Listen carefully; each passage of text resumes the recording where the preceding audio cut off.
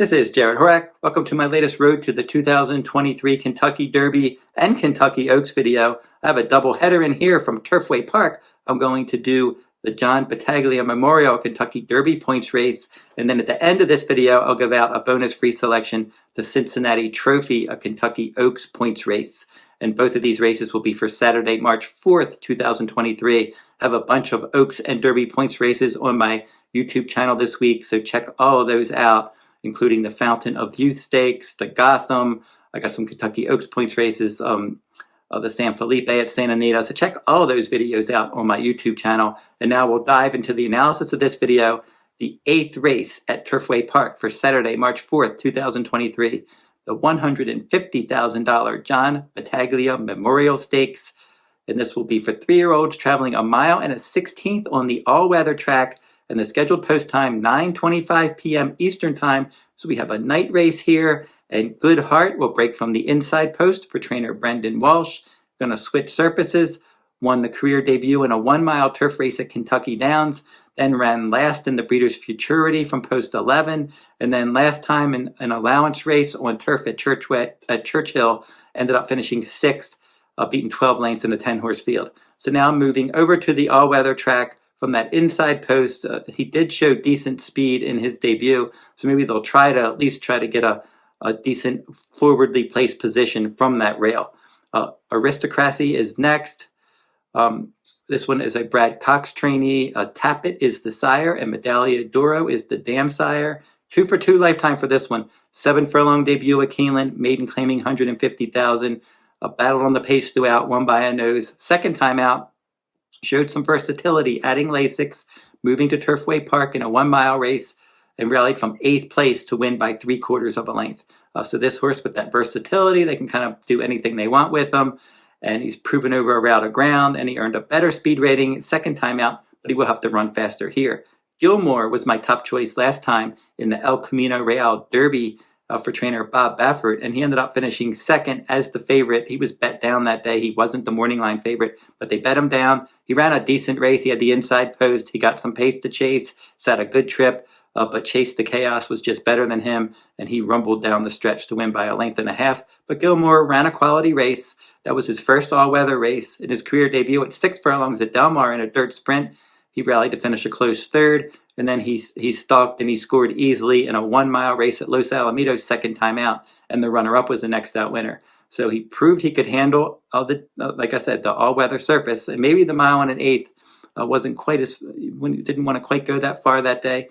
I think maybe the mile and a 16th could be better. But he is coming back rather quickly, switching barns. February 11th was his last race. And he does have a bullet workout at Turfway on February 28th, 3 furlongs in 35 and change, best of 8. Scoobie Quando is number 4, and he is 6-1. And this son of Uncle Mo hasn't done anything wrong yet in his career debut. He ran a nice race in a stakes race, the Turfway Preview, $125,000, 6.5 furlong race on January 7th. He was the favorite as a first-timer, and he won that one by a neck, rallying from off the pace. Second time out, optional claiming company at Turfway. In a 1-mile race, I like that effort as well. He was reluctant to load that day, and then he made a wide run from post 10 in a 10-horse field. He made a bid for the lead in the stretch, and then he ended up finishing second, and he just did hold second. So now he has that route race under his belt. In his second route, he has a better post this time, and if they can time his move a bit better from off the pace, maybe he can make some noise. Accident is still a maiden. After 15 starts, he has 2 seconds and 4/3. He was second by a neck in a maiden race. In the Leonida Stakes and the Turfway Preview, he finished 4th in both of those, along with the Ed Brown Stakes at Churchill Downs. In the Bourbon Stakes, he was 8th. In the Juvenile Sprint at Kentucky Downs, he did finish 3rd last summer. So he has stakes experience, and he will be trying to rally from well off the pace.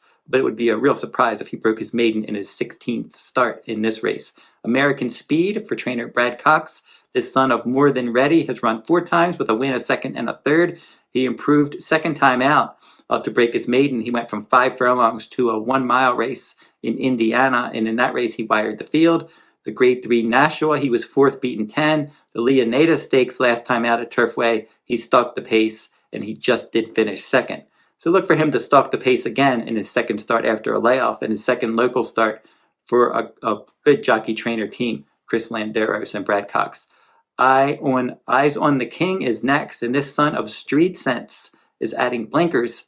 He's 2 for 4 lifetime. He won his debut at Gulfstream Park at 6 furlongs. Second time out, he was 5th, beaten 11 lengths as the favorite.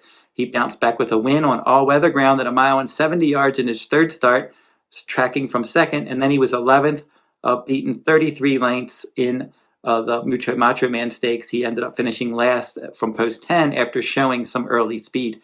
So I think he's going to try to show early speed in here. He's probably better on all-weather ground based on that speed rating that he earned at Gulfstream Park in November. But I think he's really going to have to improve in here for trainer Mark Casse. Miranda Wright is another Mark Casse trainee, and this son of Constitution, he's been very consistent. 6 starts, a win, 3 seconds and 2/3. So that's 6 top 3 finishes from as many starts. He broke his maiden in his 5th start. That was at Turfway Park, rallying from 7th place in a 1-mile race. And then last time out, optional claiming race, Scoobie Quando was second there. I mentioned that one. This one finished 3rd, only a head behind that one. So at 8-1, with his consistency, and he's proven that he can handle this two-turn races at Turfway Park, I think he's one that can certainly get into the exotics. Freezing Point is the next one, and this son of Frosted has run 3 times with a win and a 3rd. He was 3rd, rallying from off the pace in his career debut. He was pummeled second time out, 8th, beaten 33 lengths at 7 furlongs at Keeneland, and then a 1-turn, 1-mile race at at Churchill Downs last time. He was able to win that one by almost 5 lengths. Now he's shipping to Turfway Park, his first all-weather attempt, and he is versatile. He rallied in his debut, and he was up on the pace last time. So I think that they're going to have some options with this one. Bromley is going to be a pace factor number 10. This one is a Mastery colt. They paid $450,000 for him. He won his first 2 starts, 6.5 furlongs at Churchill Downs in November. Tracked from second and 1. He rallied from 5th place, second time out at Turfway Park to win nicely. And then in the Lecomte Stakes, he was a pace factor for about half the race before retreating and finishing 5th, beating 20 lengths in that 6-horse field. Now, Instant Coffee was the winner there, and Two Fills was second, and then Confidence Game, your show finisher, came back and won the Rebel Stakes last week. So Bromley is going to impact the pace in here. Don't know how far he wants to go, but he can handle Turfway, and he'll probably set a decent forwardly placed trip. Moon Landing is next. This Nyquist colt out of a Malibu Moon mare has looked really good in the debut. This one stuck the pace, won by almost 5 lengths in the debut, and the runner-up was the next out winner, and that was an all-weather sprint at Woodbine in November. But then second time out in a turf race at 7.5 furlongs at Gulfstream Park, was 4th, beaten 3 lengths. A slow start, and just kind of was grinding away in the stretch. Not a poor effort by any stretch of the imagination. And now probably moving back to all-weather ground is good. Just don't know that he really wants to go 2 turns. We're going to find out in here. And then how classy he is as well. Just not quite sure yet. Number 12, Congruent. And this Tappet colt, 8 starts, 2 wins, 2 third-place finishes. But in the Kitten's Joy Stakes, and last time he was 6th, beaten 7 lengths. The Dania Beach, he was 4th, beaten 5. The Pulpit Stakes, he finished 3rd. The Breeders' Cup Juvenile, he was 8th, well beaten that day. The Laurel Futurity, he did win that one. So he has a lot of stakes experience, but he's never run on all-weather ground. He's tried fast dirt, wet dirt, and turf, and this will be his first all-weather appearance. We have some also eligibles in here. Number 13, Ironsides, a midshipman gelding. He's 1 for 8. He's probably overmatched. He was 3rd in the Leonida Stakes last time, and then it cleared the air. And he's one that's also entered in the Gotham Stakes. He was 5th in his debut at Ellis Park, and then he won a turf sprint at Turfway, an all-weather sprint at Turfway, second time out. And then he was 4th in an all-weather route behind Scoobie Quando and Miranda Wright's last time out. If he gets in, he's going to be really hung out to dry from that outside post. So overall, looking at this race, I think this is a good betting race. It seems fairly wide open. I'm going to go with number 4, Scoobie Quando, as my top choice. He's 6-1 morning line. I like that he won a stakes race in his debut, and he was favored. And then he got experience last time in that optional claiming route, adding Lasix. Now, he will lose Lasix in here, but I think his second route race, he's lightly raced overall, and he's one that drew a much better post position, and he should get pace to chase, and I think that he can definitely be motoring down the lane and do some noise in this race. make some noise in this race. So Scoobie Quando in this Turfway Park John Battaglia Memorial Stakes is going to be my top choice. Now let's dive over and do a quick analysis of the Cincinnati Trophy. And this race is going to be the 6th race at Turfway for Saturday, March 4th. $150,000 Cincinnati Trophy Stakes, 3-year-old fillies, 1 mile on the all-weather surface. 8:25 p.m. Eastern Time is the post. And this is a Kentucky Oaks points race. Miss Peabody is the one in here, 15-1 morning line, has finished in the top 3 in all 6 starts, broke the maiden at Turfway at 1 mile, and then last time Optional Claiming Company ended up finishing 3rd. Ladan is the next one, a 30-1 outsider. This one is a daughter of United and 0-for-8 lifetime, so still a maiden. Botanical, the one to beat, 8-5 for trainer Brad Cox.